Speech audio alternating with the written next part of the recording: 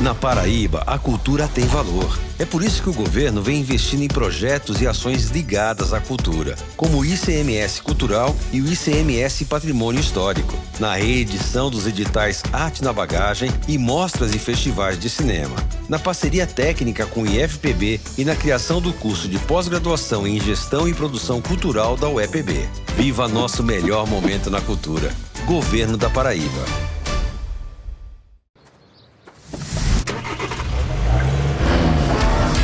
Chegou a nova Chevrolet S10. Com nova suspensão, muito mais macia.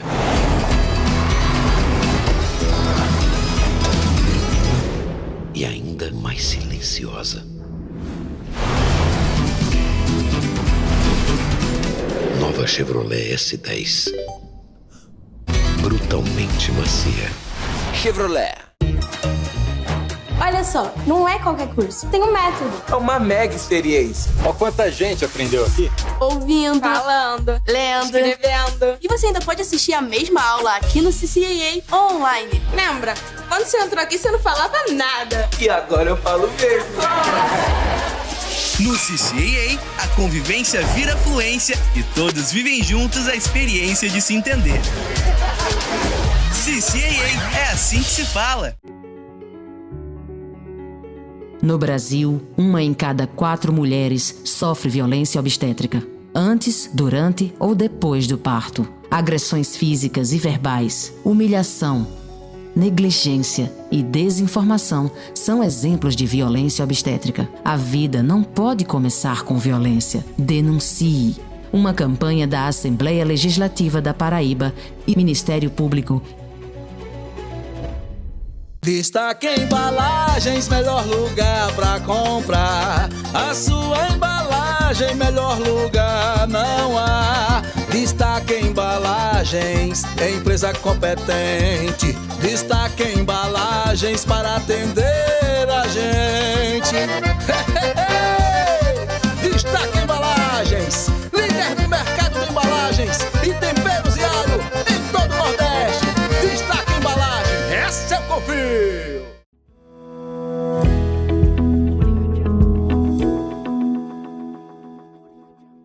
Olá pessoal, estamos aqui com mais um programa Fique Bem e eu conto com a audiência de todos vocês para que a gente possa entender sobre qualidade de vida, sobre perspectivas melhores sobre a nossa saúde física e sobre a nossa saúde mental. E eu quero que você nos acompanhe pelas nossas plataformas digitais, @TV Sol Patos, no YouTube, Instagram e Facebook, e também pelos nossos canais de TV, Brisa TV no canal 184, na TCM Mossoró no canal 244, e na LMTV no canal 2 para toda a região do Cariri. E hoje vamos estar com um assunto extremamente importante para a nossa saúde mental e principalmente para a saúde mental do trabalhador. Vamos falar sobre a síndrome de burnout. Como o ambiente de trabalho adoece tanto as pessoas nos dias de hoje. E para falar sobre esse assunto tão importante, vamos receber aqui nos nossos estúdios Vitória Miranda, que é psicóloga clínica e vai explanar para a gente vários aspectos sobre a síndrome de burnout. Seja bem-vinda, Vitória. Olá, Deise, tudo bem? É um prazer enorme estar aqui com você e falar sobre essa temática, a síndrome de burnout, né, que acomete a maior parte da população dos trabalhadores. Não somente os trabalhadores... Pode continuar. Os trabalhadores diretos, né, mas também donas de casa, pessoas que estão também atreladas em trabalhos como autônomo, também. Todas essas pessoas podem acometer e ter a síndrome de burnout. Então vamos lá falar sobre esse tema extremamente importante e vamos tirar todas as nossas dúvidas também, né? Para começar, Vitória, eu quero que você fale um pouco sobre quem é você para as pessoas que estão nos vendo agora e ouvindo, para que as pessoas te conheçam um pouco. Olá, pessoal, tudo bem? Sou Vitória Miranda, sou psicóloga clínica. Tenho pós-graduação em análise do comportamento voltado para autismo e deficiência intelectual. Tenho formação em terapia cognitiva comportamental. Atendo os públicos desde criança, adolescentes e adultos. Eu me formei na Unifip, né, aqui de Patos. Ótimo, Vitória. Eu quero que você fale pra gente sobre o que é a síndrome de burnout. A síndrome de burnout, Deise, é caracterizada pelo esgotamento físico e emocional da pessoa, né? Então, a pessoa começa a se sentir esgotada fisicamente e emocionalmente. E isso decorre de vários fatores, seja do ambiente de trabalho adoecedor e até mesmo de uma sobrecarga e cobrança interna do indivíduo. E como é que a gente pode identificar a síndrome de burnout numa pessoa que está trabalhando, por exemplo, numa empresa? A síndrome de burnout, ela começa com sintomas físicos e emocionais de como cansaço excessivo, estresse, a pessoa não se sente motivada o suficiente para trabalhar ou até mesmo para fazer suas atividades de vida diária. Até mesmo aquilo que parecia lazer para essa pessoa antes, hoje se torna algo estressante e desgastante. Então, a pessoa começa a sentir sensações físicas, né, como cansaço, estresse, a fadiga emocional e também a parte emocional, que às vezes vem através de tristeza, ansiedade excessiva, né? Que isso foi decorrente dessas sensações físicas. Então, tudo aquilo que parecia prazeroso para aquela pessoa, hoje em dia não é mais, né? E como é que a gente pode ponderar nesses aspectos? A partir do momento que você começa a se sentir assim, você ir buscar ajuda com profissionais da psicologia, da psiquiatria, para poder ajudar nesse processo. E a pessoa muitas vezes tem muita vergonha de falar sobre como é que está sendo adoecido nesse ambiente de trabalho. Muitas pessoas elas se sentem tímidas, se sentem envergonhadas ou até mesmo com medo de expressar como é que se sentem diante aquele ambiente estressor, né? Como é que a pessoa pode chegar e falar sobre esse adoecimento? Vivemos em uma cultura de que o trabalhar muito é algo bonito, né, algo maravilhoso. O trabalho, ele realmente dignifica o homem. Porém, a partir do momento que o trabalho domina o homem e ele não consegue ponderar as outras áreas da vida dele, já entra num processo de adoecimento. Primeiro ponto, eu penso que a família precisa dar esse suporte, né, a família dá esse suporte e a pessoa está aberta a poder tratar a síndrome de burnout. Porque caso ela não for tratada no seu nível inicial, pode desencadear depressão, né, e casos de ansiedade. Que no caso, querendo ou não, o indivíduo começa a sentir sintomas de ansiedade, né, tremores, tontura. Então, tudo isso vai estar atrelado. Mas se a pessoa não cuidar no início, pode desencadear até uma depressão maior. E muitas vezes a gente pensa no início que a gente está doente fisicamente, né? Vai procurando doenças físicas, mas muitas vezes não é só física. Isso. Às vezes a gente pondera muito na questão física e esquece também a nossa mente, né? Uhum. Então, é importante o físico porque às vezes você um sintoma, né? Um sinal que está ali em alerta. Você começa a sentir as sensações físicas.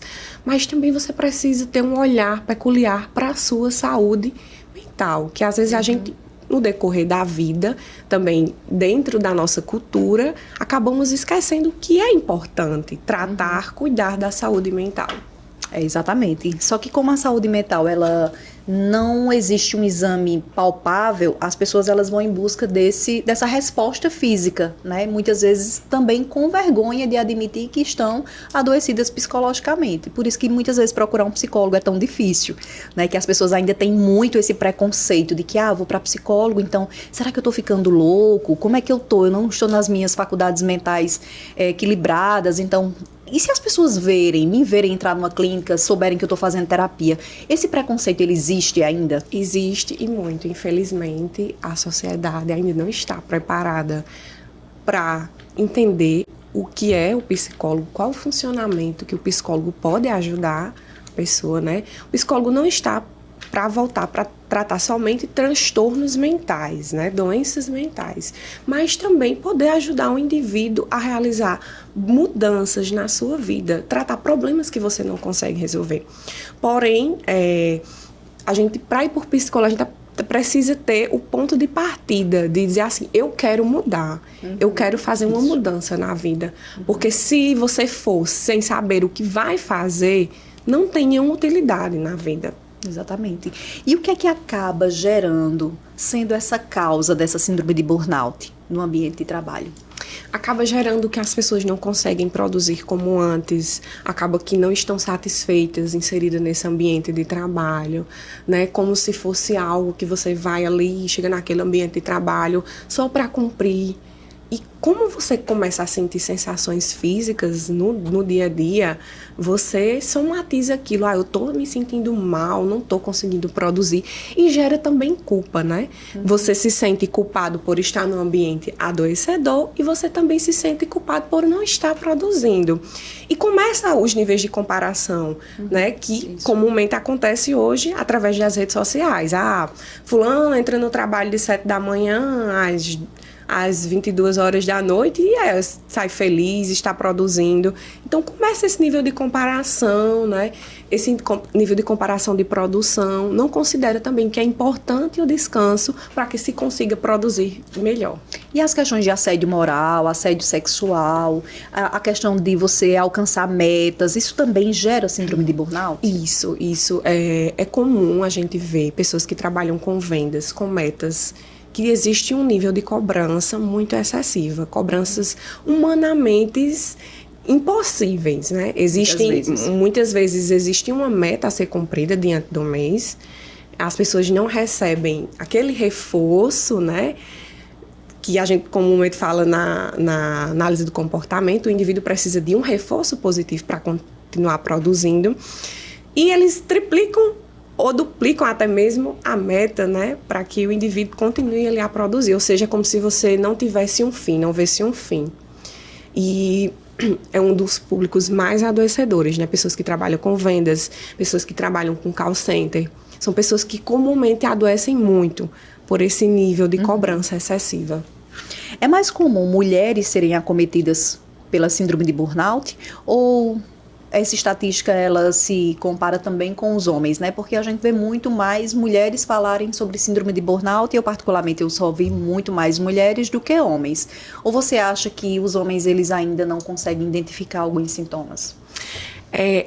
Culturalmente, realmente, a maior parte das pessoas que têm síndrome de burnout são mulheres, em decorrência da cultura, né? Da cultura da mulher ter que trabalhar fora de casa e também em casa ter que ter todo o processo, cuidar de filho, cuidar de casa, né? Se preocupar em manter e nutrir aquela família. Não é que o homem não tenha essa preocupação, porém é voltada mais para uma parte financeira.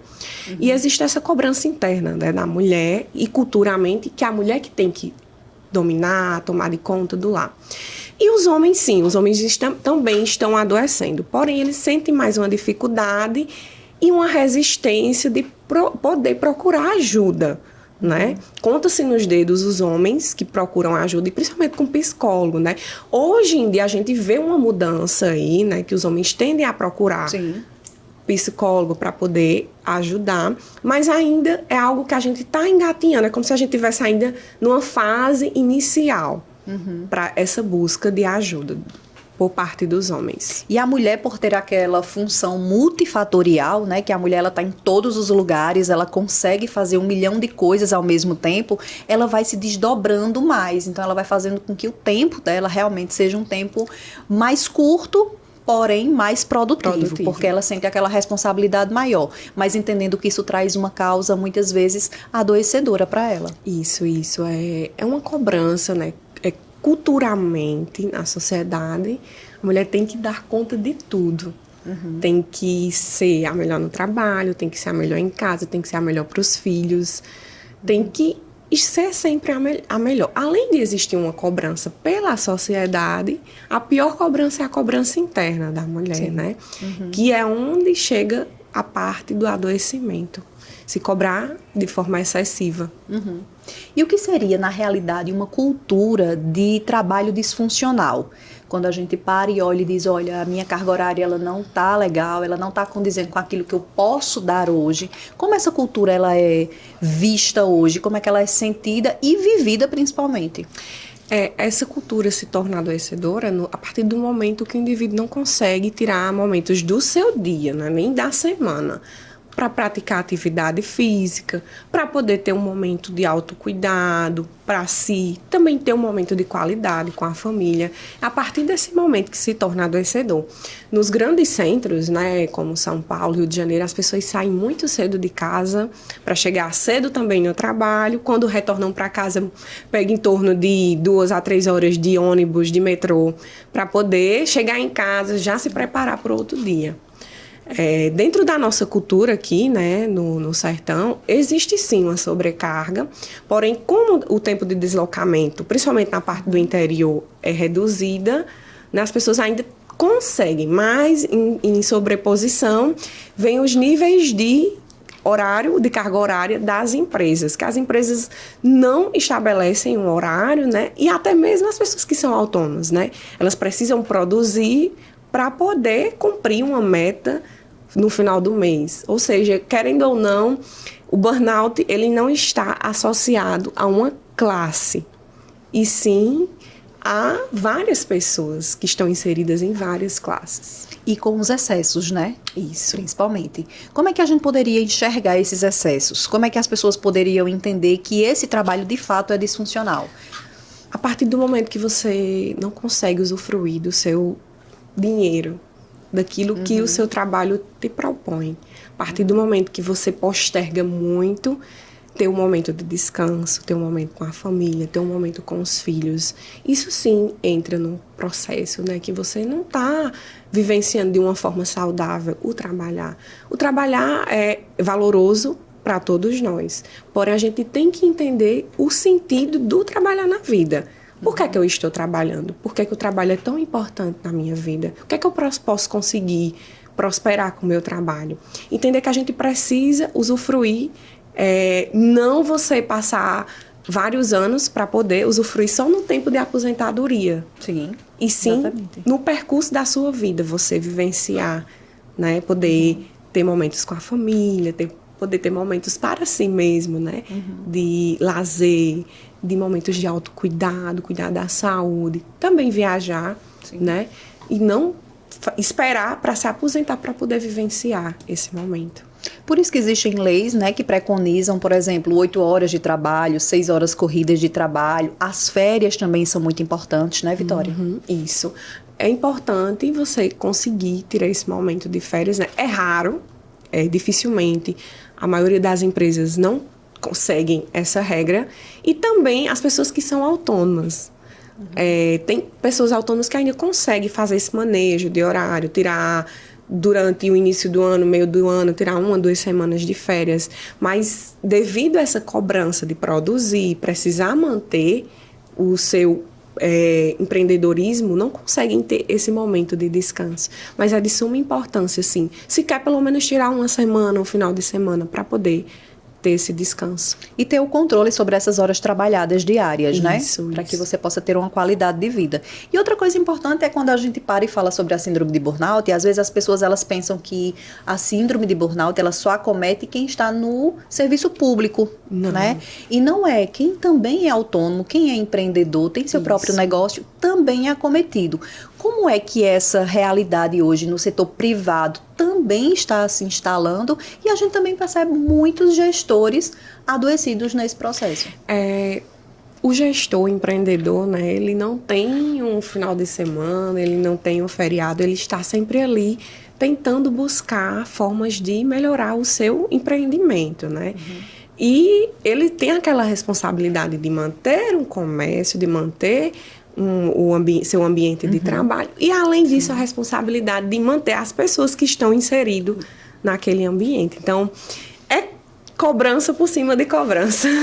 Exatamente, E isso é adoecedor. Imagine essas cobranças, por exemplo, diante de uma pessoa que é muito ansiosa. O que a ansiedade ela traz e qual a relação que ela tem com a síndrome de burnout?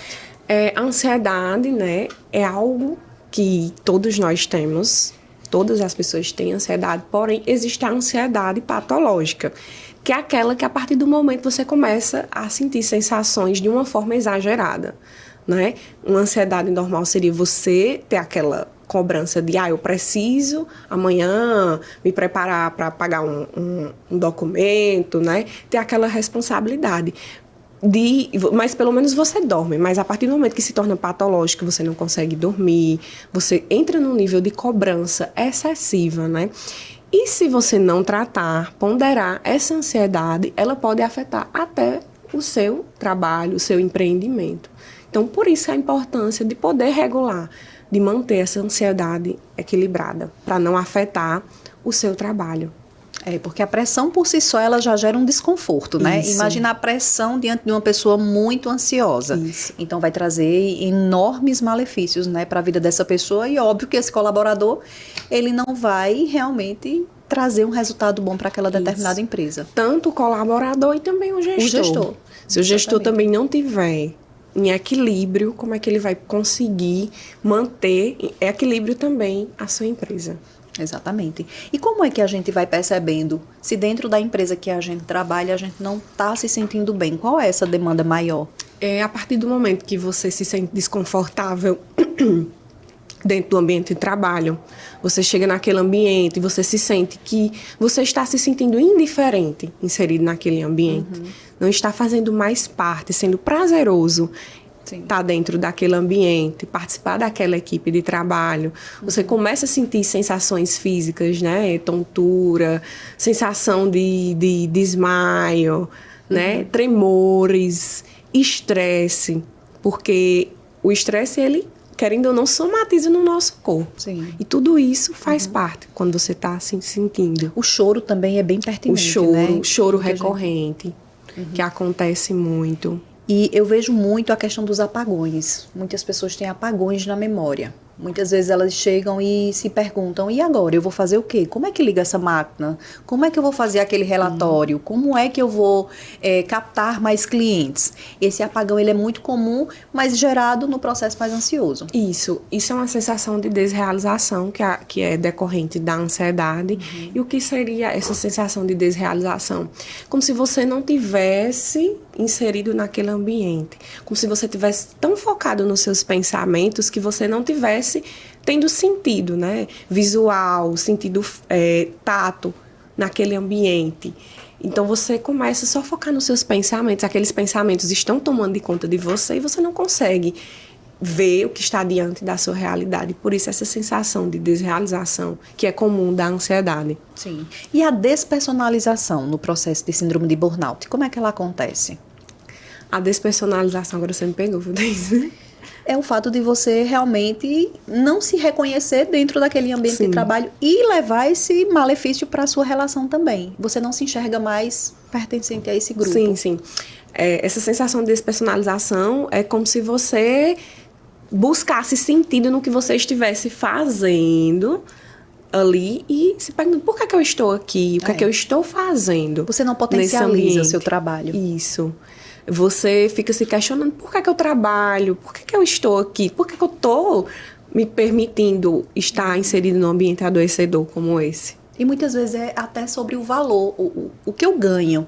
Eu estou conseguindo fazer com que essa minha renda, ela seja uma renda funcional? Porque muitas vezes as pessoas elas estão tão despersonalizadas diante desse cenário que elas estão inseridas, que elas não conseguem dar um sentido, né, para a própria vida. Isso trazendo também muitos prejuízos para a vida pessoal.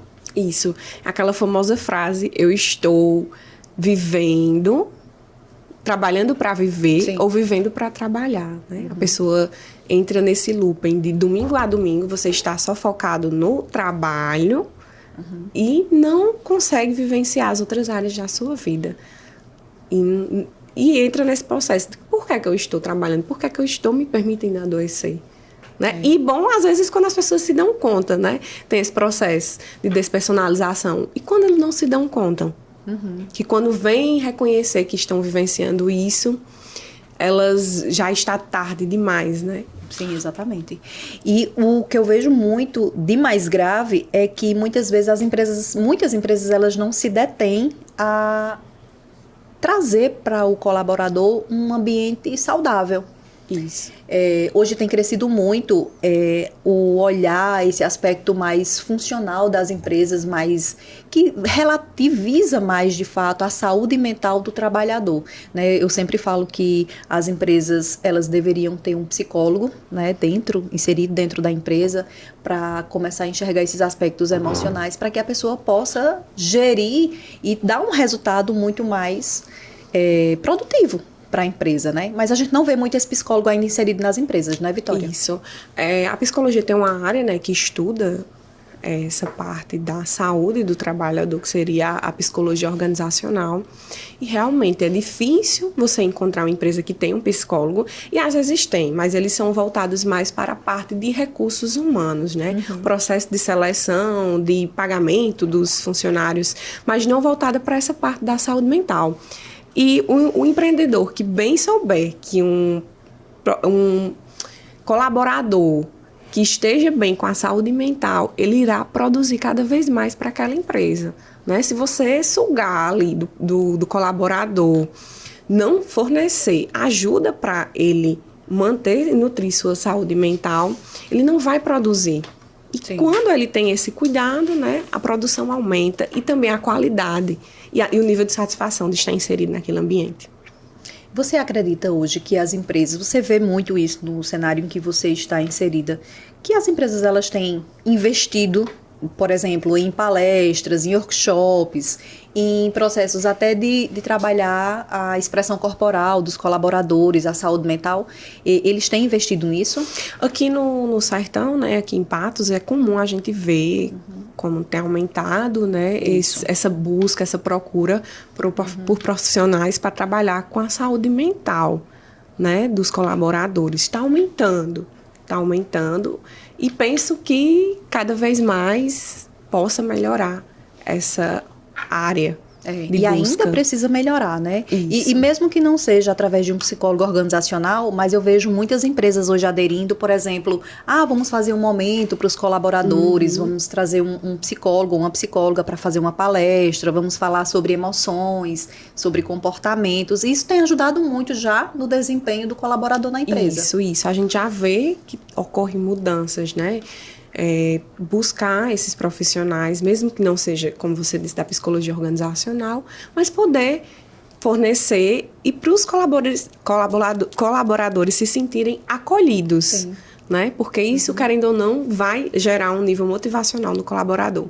Eu conheço até algumas empresas aqui na cidade que muitas vezes fazem parcerias com clínicas para que os funcionários tenham, por exemplo, terapia. Isso. Né? Que é muito importante, né? Eu costumo dizer que se todas as empresas ascendessem para isso, a saúde mental dos colaboradores estariam, assim, em ascensão e a produtividade também entraria em ascensão, porque a nossa vida ela é multifatorial. Isso. Então, a gente precisa estar bem em todos os aspectos, né, Vitória? A gente não só cuidar da área do trabalho, a gente precisa cuidar da nossa saúde, saúde emocional, a saúde física, também cuidar do seu processo de autocuidado, da sua forma de se ver, você está bem com sua autoestima, também ter momentos de lazer, de descanso, se permitir descansar. Não é só você focar em uma área da vida e esquecer as demais, isso se torna adoecedor. Tem pessoas que vivem de fato para trabalhar, né? E hoje, muitas vezes, quando a gente vai escutando, muita gente vai procurando autoajuda, procuram coaches, enfim, procuram um monte de estratégias que sempre dizem, enquanto os outros dormem, você tem que estar acordado, você tem que estar estudando, fazendo cursos à frente. Produzindo. Muitas vezes essa cobrança, essa expectativa que se gera também se torna adoecedora. Isso. Eu acho que isso ocorre pelo fato de você buscar profissionais que não estão preparados para acolher esse processo, né? É muito fácil você dizer produza, e quando você adoecer, você fica para trás e os outros vão continuando. Então, é importante você buscar nesse momento profissionais que realmente estão preparados para poder ajudar, né? A psicologia, como um todo, ela tem um preparo para poder acolher pessoas nesse processo e enfatizar que é importante dar valor às outras áreas da vida e não só focar em uma. Você acha que a comunicação assertiva ela é importante para que o colaborador possa realmente expressar aquilo que está sentindo naquele momento, como é que a gente trabalha essa comunicação assertiva dentro da empresa? A comunicação assertiva, né, a gente trabalha muito com os pacientes, que é justamente poder expressar aquilo que está sentindo de uma forma que não seja agressiva e também da mesma forma que não seja passiva, para aceitar tudo sem se ponderar em situações do ambiente de trabalho. Você dizer como você está se sentindo, né, você dizer como está, estou cansado, estou estressado, eu não gostei disso, eu gostei disso. Então, você ter assertividade com o outro de expressar o que se sente. E ela é de suma importância, a comunicação assertiva. E para aquelas pessoas que são muito tímidas, como é que a gente faz? Essa pessoa que é tímida, ela precisa de tratamento? Ela pode desenvolver essa habilidade de se comunicar? Pode. Trabalhar habilidades sociais, né? E dentro das habilidades sociais existe trabalhar com a comunicação assertiva. Temos 3 tipos de comunicação: assertiva, passiva e agressiva, né?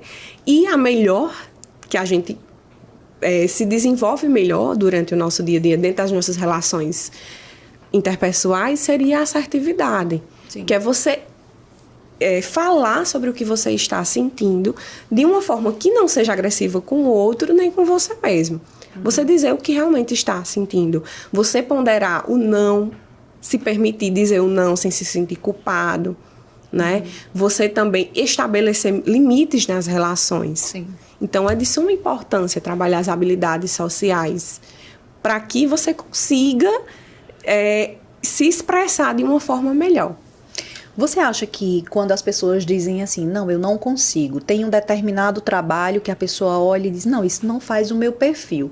Você acha que essa incapacidade ela é gerada pelo processo de insegurança, ou quando a pessoa vai enxergando as possibilidades de estar dentro daquela empresa, ela não vê que ela consegue atingir aquelas cobranças que a empresa traz e já tem esse medo de adoecer antes até mesmo de começar a trabalhar? Parcialmente sim, né? Mas o que é indicado é a gente pelo menos tentar, para poder dizer que não consegue. Né? Então a gente pelo menos deve tentar experimentar, enfrentar para poder dizer, não, eu não consigo, não é meu perfil.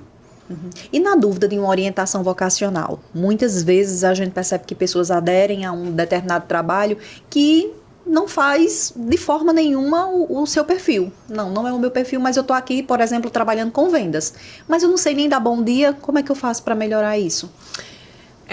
Primeiro ponto, buscar coisas que fazem sentido na sua vida. Se você gosta de se comunicar, se você gosta de ter o contato com o público, né? Então, buscar áreas de trabalho que está mais voltada para essa sua característica. Porque, assim, envolve a questão da personalidade, né? E também da pessoa querer. Por mais que às vezes você é tímido, mas você tem uma vontade muito grande de ser comunicativo, de poder, né, melhorar a sua forma de se comunicar. Então você vai poder trabalhar ali para mudar. Mas se é algo que da sua personalidade, que você é uma pessoa mais retraída, que você não gosta de estar exposto ao público, então buscar áreas que você não tenha tanto essa exposição. Sim. Hoje nós temos muito também o trabalho online.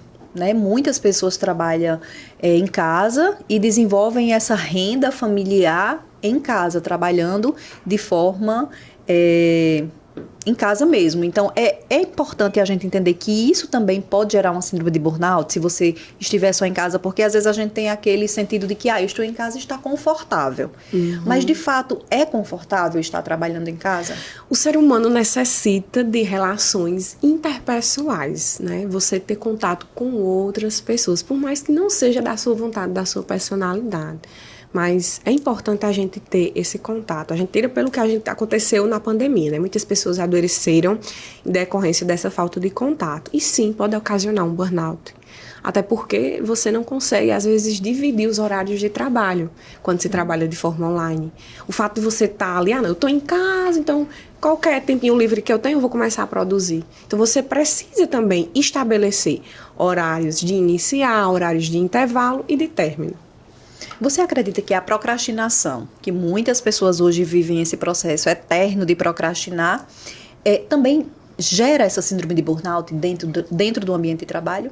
Com certeza. A procrastinação, né, ela é oriunda da ansiedade também e também de alguns transtornos, né, como o TDAH. O fato de você procrastinar, você vai postergando algo que é importante a se fazer para evitar as sensações que vai ter quando você está fazendo. Provavelmente se sentir ansioso. Sim. Por isso que ocorre a evitação. E por isso que entra nesse ciclo de procrastinar. Você evita sentir aquela emoção. E quais são as estratégias que essas pessoas que procrastinam tanto podem aderir para melhorar essa questão? Primeiro, focar nos valores. E o que são valores? São coisas que são de suma importância na sua vida. Cada um de nós temos valores que diferentes, né? Para mim, o que é valoroso, às vezes, pode ser minha família, Sim. o meu trabalho, cuidar da minha saúde, para outra pessoa não pode ser. Então, você sempre focar nos valores. Então, se é importante o meu trabalho, então, por mais que eu me sinta assim, por mais que eu tente evitar se sentir essa emoção, eu preciso fazer isso porque faz sentido na minha vida. É muito valoroso para mim trabalhar, é muito valoroso cumprir, ser pontual, entregar o que é proposto no meu trabalho. E quando a procrastinação ela se torna realmente um problema que vem trazendo prejuízos na sua vida, como é que você pode enxergar esses problemas assim como graves mesmo? A partir do momento que você não consegue produzir nada, até mesmo você entrar num processo de nem sequer cuidar de si mesmo, seja esteticamente, né, fisicamente e, enfim, voltado para toda a sua saúde, né? Não só afetar o seu trabalho, mas a sua vida pessoal. Então, é um grande problema, né? Você precisa...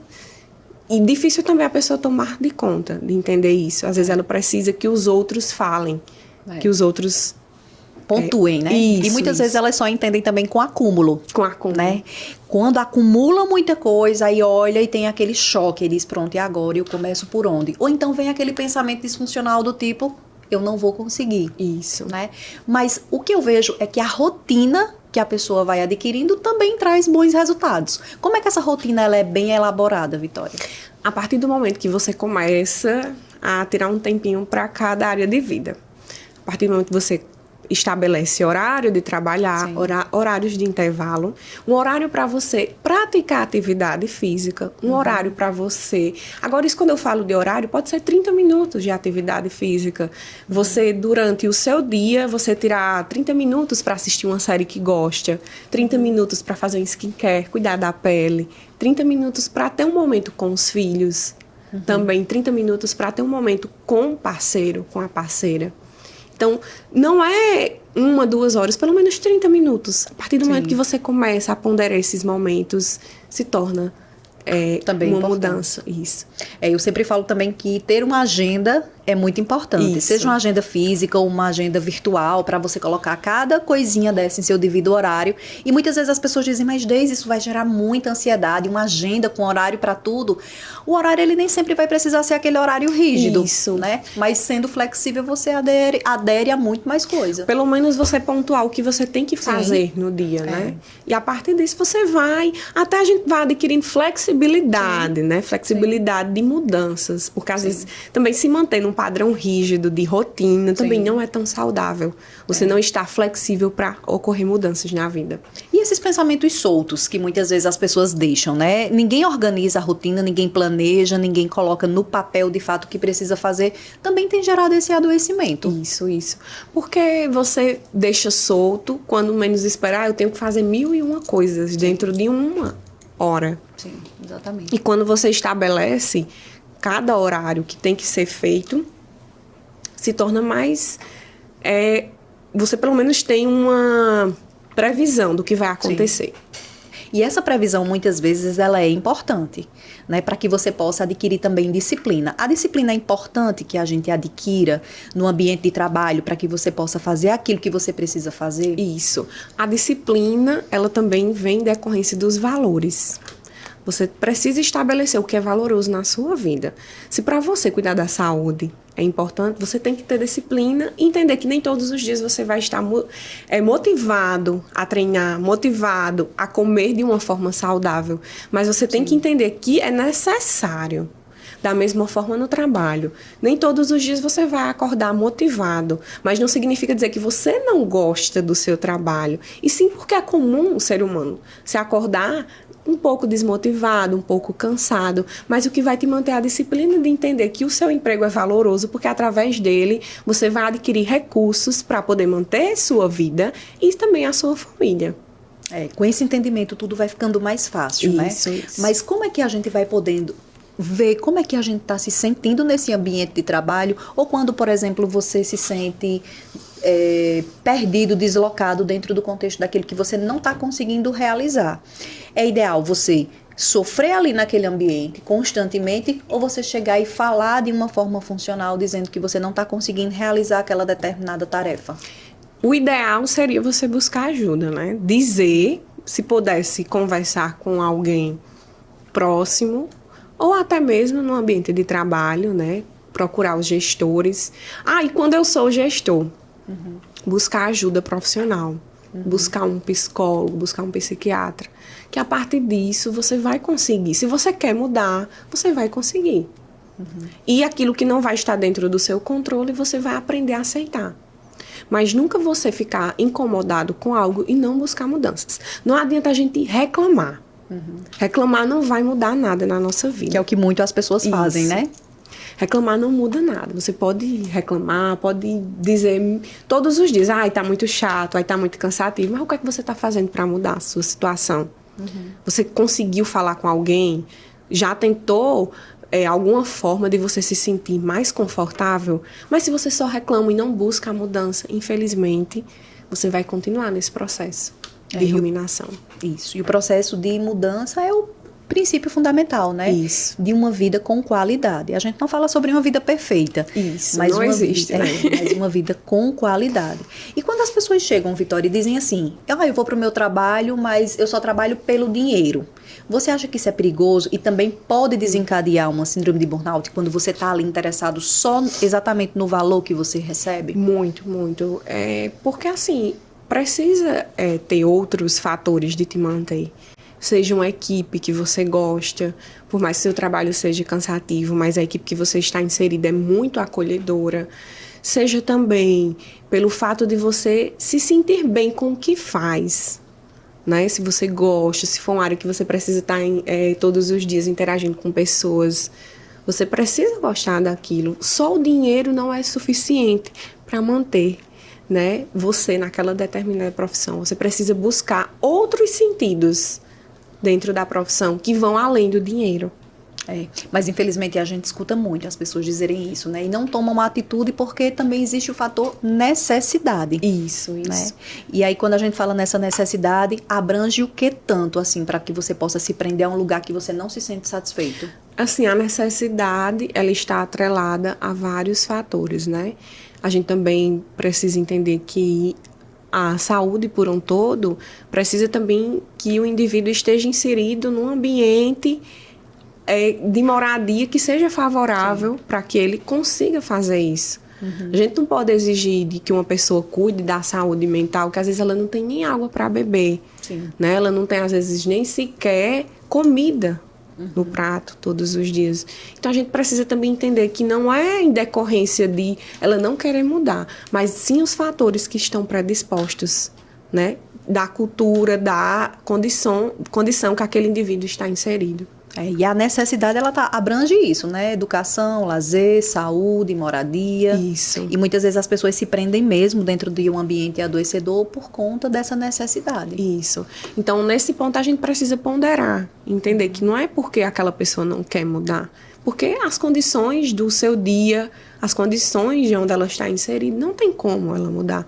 Mas também que também ela pode se motivar a fazer, o que é que ela pode buscar ajuda, né? Buscar ajuda de políticas públicas, buscar ajuda, né, de se inserir em projetos para ir mudando aos poucos a sua qualidade de vida. E prosperando de uma forma também intelectual, né? Estudando. Hoje a gente vê que a possibilidade de estudar, de se graduar também tem sido mais abrangente, né? Para que essas mudanças possam acontecer, você tem que ter essa visão também de que é possível. Isso, né? isso. Porque muitas vezes essa acomodação traz aquele resultado mais ou menos, né? No entanto, quando a gente pergunta a algumas pessoas, você está feliz, você se sente bem? E as pessoas respondem, mais ou menos. Então, esse mais ou menos, ele preocupa, né? Porque você não está ali, e não precisa estar de uma forma plena, mas tem que existir essa forma satisfatória de viver. Isso, precisa. A gente precisa buscar sentido na nossa vida, né? A gente não vive só por viver. A gente tem que buscar coisas que nos prendem a viver. Se é a família, se é o ambiente de trabalho que você está inserido, se é a você mesmo, né? Ou que você prospera para o futuro. Precisamos ter aspirações para o futuro. Não de uma forma que você queira que seja tudo cronometrado, né? Mas você aspirar e ter uma imaginação de como você se vê no futuro.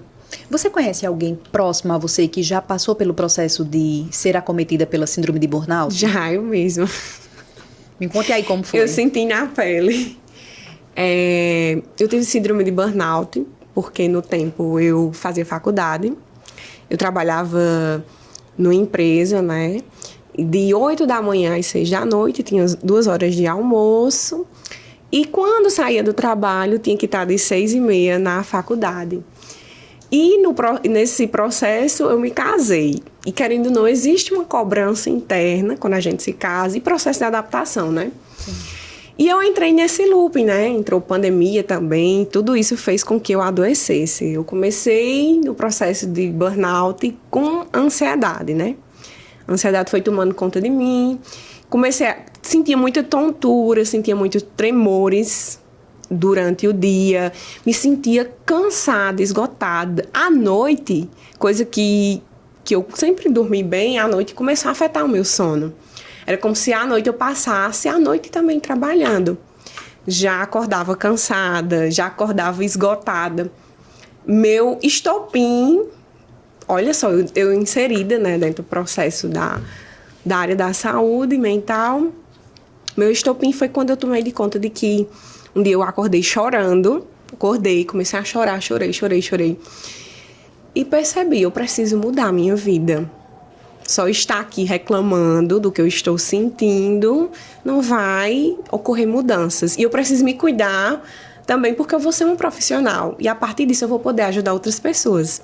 E assim fiz, né? Já estava em processo de terapia, mas tive que buscar também o psiquiatra para poder tomar medicação, porque eu estava já no nível muito alto, né?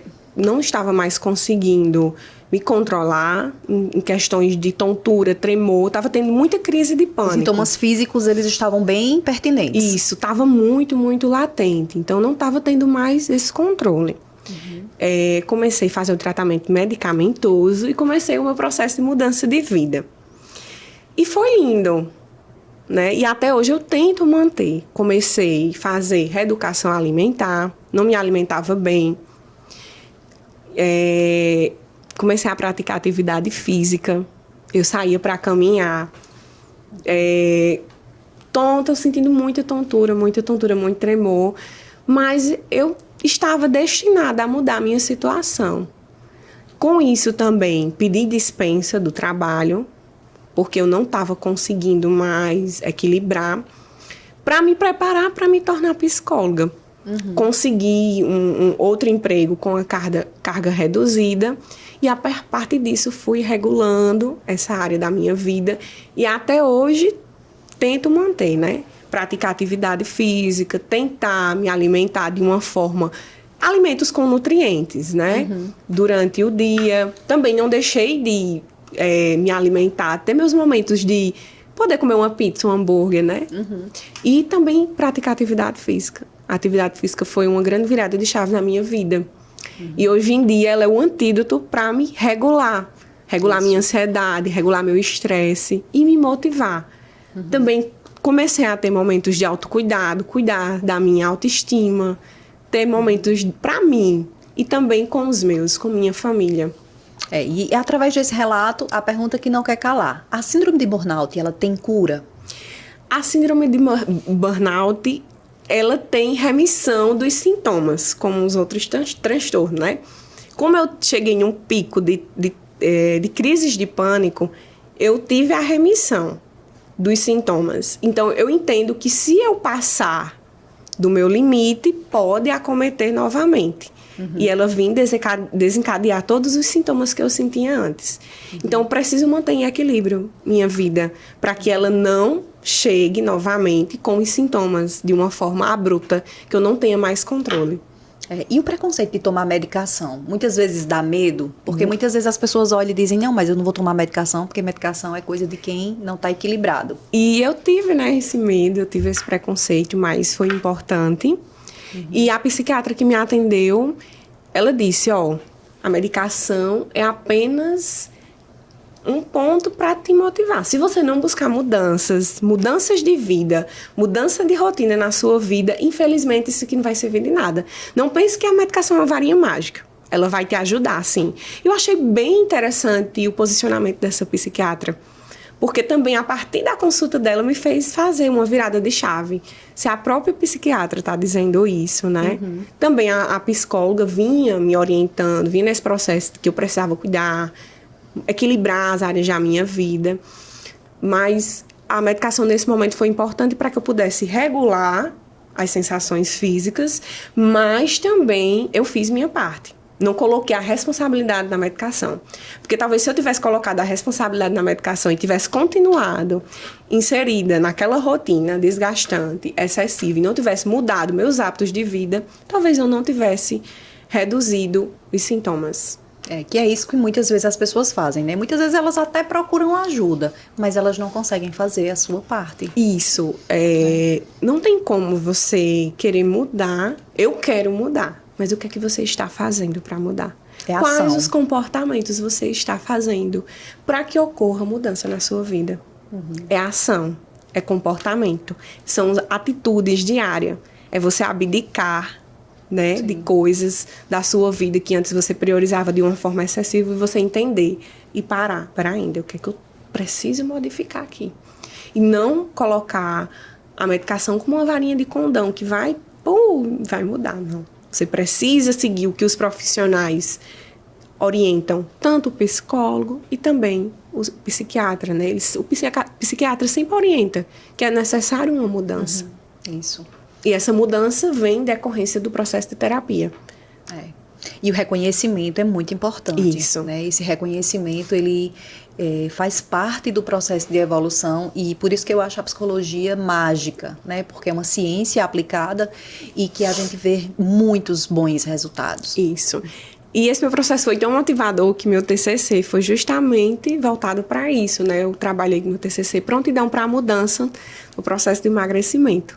E a prontidão para a mudança não só está atrelada a emagrecer, a prontidão de mudança está atrelada por vários outros fatores. Sim. Eu tive que estar pronta e tomar consciência que era necessário mudar, para eu me sentir bem novamente comigo mesma. Em vários aspectos, né, da nossa área acontece isso. E no aspecto laboral hoje, que é onde a gente passa mais da metade da nossa vida, aí é que a gente tem que ter essa visão, né? Eu sempre falo para vários pacientes que eu tenho o seguinte: se hoje você é vendedor de uma loja, queira ser gerente, queira ser um supervisor, mas para isso você precisa estudar, você precisa investir no seu intelecto, você precisa fazer curso, você precisa ascender de uma forma, óbvio que também funcional, né? Para que você saia daquela mesma posição. No processo que eu trabalhei, né, trabalhava em supermercado como promotora de vendas e também cheguei a trabalhar como vendedora. Era comum pelos corredores as pessoas se reclamarem, se questionarem. Eu não estou satisfeita. Eu disse, mas o que é que você está fazendo para mudar a sua situação? Eu estava insatisfeita com minha situação, porém eu entendia que era necessário passar por aquele processo para eu conseguir terminar minha faculdade e conseguir exercer minha profissão. Então, ali existia um sentido. Eu estava orientada por um sentido. Mas você todos os dias, eu não estou aguentando, eu não estou gostando. O que é que você está fazendo para mudar a sua situação? Só reclamar todos os dias não vai acontecer um passe de mágica. É o que eu sempre falo, né? Nossa ação, ela depende daquilo que a gente se propõe a fazer. Né? Por isso que é tão importante a gente parar e ter esse reconhecimento. Isso. Né? Esse autoconhecimento, fazer autoavaliações que vão trazer um resultado para você. A partir mesmo dessa visão que a gente tem que olhar e entender. O que é que eu estou fazendo naquele meu ambiente de trabalho? Né? Eu realmente estou me sentindo satisfeita? É isso que eu quero para a minha vida? Porque o que eu acho mágico também da vida são as questões realmente transitórias. Né? A gente está aqui hoje, mas amanhã possa ser que a gente não esteja. Né? Mas depende muito da gente, daquilo que a gente movimenta na nossa vida. A nossa vida é esse constante movimento. O que é que as pessoas precisam para que elas possam entender que esse movimento existe? Elas precisam atribuir valor e sentido. Se questionar, melhor dizendo. Se questionar. Se questionar, por que eu estou nessa profissão? Sim. Por que eu estou estudando? É só um salário mínimo que eu quero por mês? Isso. Se quer começar a se questionar, que é o que a gente, psicólogo, faz muito com os pacientes, fazer um questionamento. Sim. Porque a partir disso entra um processo de reflexão. Você refletir sobre suas atitudes, sobre os seus comportamentos. Sim. E a partir disso você vai atribuir, não, mas eu preciso modificar nessa área, eu preciso mudar de emprego, eu preciso mudar de estilo de vida, eu preciso sair de ambientes que estão me adoecendo. Quando a gente fala de ambientes que estão adoecendo, não é só o trabalho, às vezes é ciclo de amizade, às vezes é a família também, né? Então a gente precisa entrar nesse processo de questionamento. Será que eu mereço estar aqui? Será que merece esse meu desgaste, esse meu estresse nesse ambiente?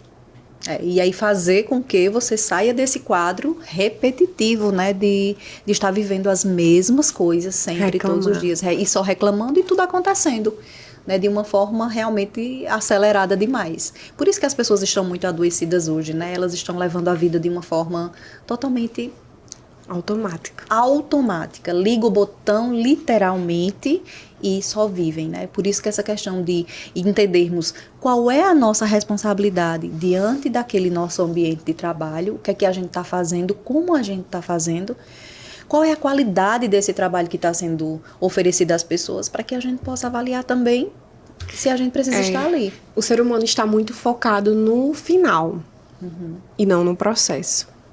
O final é algo que todo mundo quer chegar ao mesmo tempo não quer, né? Sim. Porque o final também chega ao final de vida, né?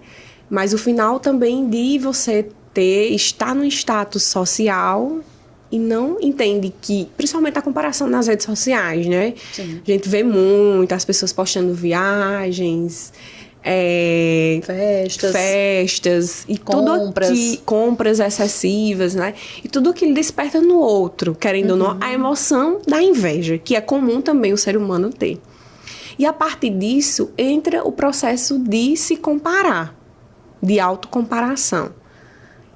Também da mesma forma, querendo menosprezar o outro, porque que ele consegue e eu não consigo. E também se menosprezar. Sua vida é totalmente diferente do outro. Sua vida é totalmente... veio todo um processo ali diferente que aquele outro tem. Às vezes o outro só mostra partes boas do dia, né? Não mostra os problemas, que a gente costuma muito se comparar, né? A parte feliz porque tá em festa, porque tá viajando, mas não sabe o que o outro tá passando.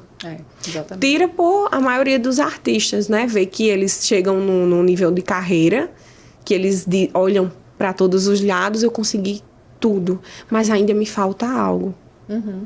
Como se ele preencheu todos aqueles sonhos que ele tinha de forma material, mas dentro de si existe ainda uma falta. Na verdade, somos seres faltantes, né? Sempre buscamos pedaços que nos faltam. Exatamente. E essa busca, ela tem que vir a partir daquilo que você acha que é importante mesmo, né? Quando a gente percebe, por exemplo, a vida de um artista. Quantos artistas ultimamente a gente tem visto se afastarem, por exemplo, dos palcos porque estão adoecidos fisicamente, né? Que é a síndrome de burnout também. Isso. Porque não conseguem, nem fisicamente, nem psicologicamente, dar conta daquele trabalho. E para outras pessoas, as pessoas olham e dizem, mas isso é tão glamouroso, a pessoa tem tudo. E não é sobre ter tudo, né, Vitória? Não é sobre ter tudo. Se você não tem paz, se você não tem descanso, você não tem nada. Porque você não está usufruindo. Né? Eu costumo também acompanhar, às vezes, a rotina de alguns... nesse processo de São João, de alguns cantores. Eles passam vários meses dentro de um ônibus, dentro de hotel. Imagina o desgaste. Sim. Dessas pessoas. Eu entendo que para muitos deles é muito importante, mas vai chegar um nível também que eles vão ser cobrados internamente. Sim. É tanto como você disse que tem muitos cantores, artistas que estão adoecendo, tanto na depressão e na ansiedade. Isso. Por isso que você reconhecer o seu limite, até onde você pode ir, é super importante. Né? Estamos chegando ao fim de mais um programa, Vitória. Eu quero que você deixe uma mensagem para as pessoas que estão vendo e ouvindo a gente agora, para que essas pessoas elas possam realmente se cuidar, ter esse autocuidado, essa autopercepção sobre a importância de você estar inserido naquele ambiente de trabalho e como elas podem identificar de fato se estão adoecidas, né, psicologicamente e fisicamente também. Que você perceba que nunca é tarde para você cuidar de si mesmo, que nunca é tarde você despertar o amor próprio, que a partir disso você começa e entende o que deve ser mudado na sua vida. Muito bem, agradecemos demais a sua presença, suas contribuições foram extremamente importantes e eu quero contar com a audiência de todos vocês, quero que vocês possam compartilhar esse programa através das nossas plataformas digitais, @TV Sol Patos, no YouTube, Instagram e Facebook, e para que as pessoas que estão hoje inseridas no ambiente de trabalho possam entender a importância de estarem bem, de estarem satisfeitas, não só com o valor financeiro que ganham, mas também pelo que eles contribuem de uma forma qualitativa, para que essa presença no ambiente de trabalho seja sentida e vivida de uma forma extremamente funcional. E espero que todos fiquem bem.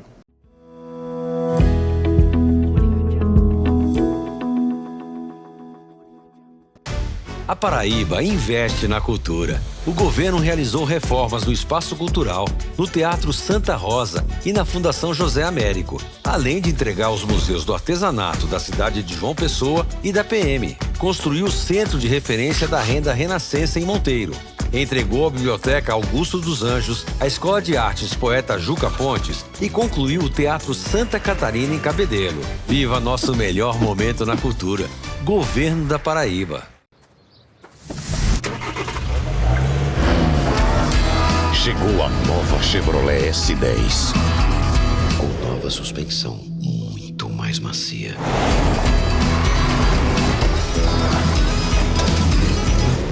E ainda mais silenciosa. Nova Chevrolet S10. Brutalmente macia. Chevrolet. Olha só, não é qualquer curso, tem um método. É uma mega experiência. Olha quanta gente aprendeu aqui. Ouvindo, falando, lendo, escrevendo. E você ainda pode assistir a mesma aula aqui no CCAA online. Lembra? Quando você entrou aqui, você não falava nada. E agora eu falo mesmo. No CCAA, a convivência vira fluência e todos vivem juntos a experiência de se entender.